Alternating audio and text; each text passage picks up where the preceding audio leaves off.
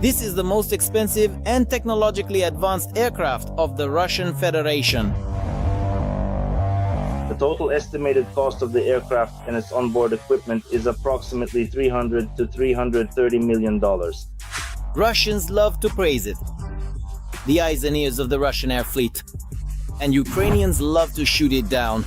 Our air forces have already managed to bring down 2 such planes. This is the wing section. What wing section? Look, it's empty inside. The A-50 Strategic Reconnaissance AWACS aircraft. What do the Russians use this aircraft for? What have the Ukrainian armed forces learned to shoot it down with? And what impact does the loss of each such aircraft have? We'll talk about this today on Arsenal.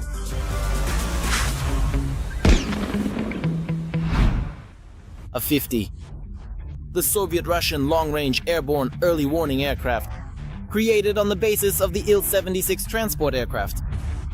Essentially, it's a flying reconnaissance aircraft capable of seeing even beyond the horizon and quickly relaying information to the troops.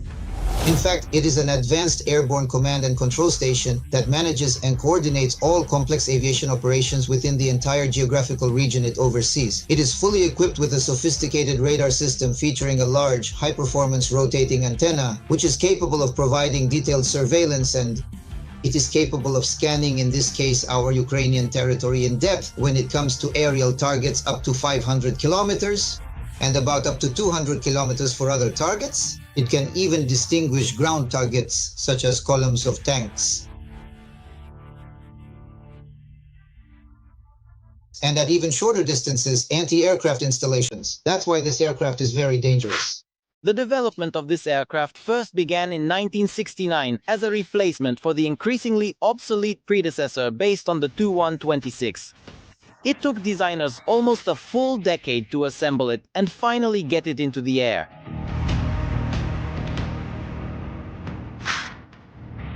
This first occurred for the very first time in the year 1978. The majority of the time was spent testing the surveillance equipment, since the aircraft itself had long been in service.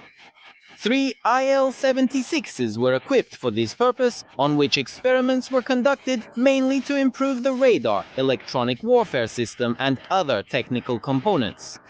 In 1990, the A-50 was finally adopted into service.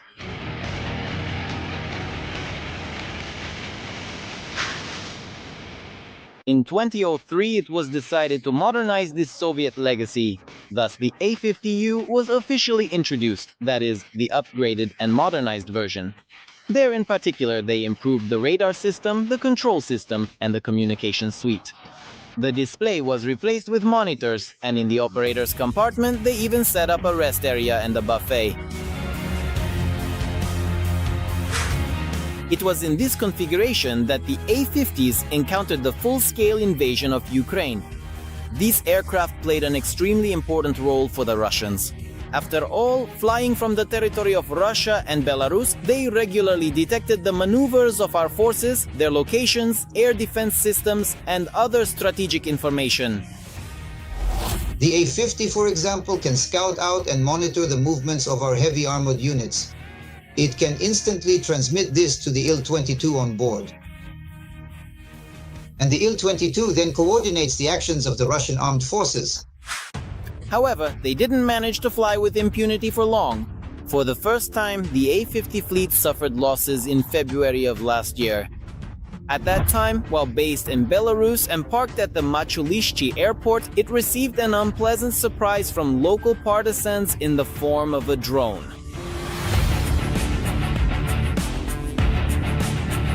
The specific aircraft that was blown up was actually the most recent addition to their fleet.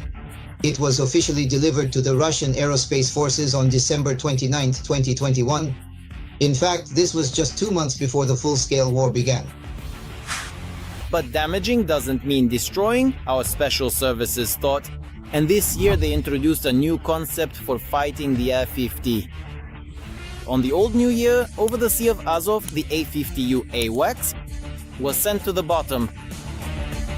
Following the significant loss of the cruiser Moskva. In terms of both finances and human resources, this represents the single most serious loss since the start of the conflict. After all, this time they managed to hit an even more advanced plane, SATS. It was officially put into operation during the full-scale war. The very latest modernized A-50 aircraft. There were 16 people on board. Back in Soviet times, the original cost was $280 million. Now, taking modernization into account, it is approaching even more, somewhere around $500 million. So, in both respects, it is an extremely expensive machine. And most importantly, the Russians have very few of them. Moreover, the fact that it fell into the sea completely deprived Russia of having any opportunity to somehow use the surviving multi-million-dollar components, which, under these strict sanctions, the Russians are unable to obtain. If a large commercial plane falls into the deep sea, at the very best, they will only recover the bodies and the wreckage. Operation BIS. They repeated it a month later. On February 23rd, Defender of the Fatherland Day, a single precise shot brought down another Russian A-50U aircraft. Wow, unbelievable. They really hit it. They hit it. Can you imagine where is it going to fall? That's the wing section. What wing section? Look, it's empty inside. Its name is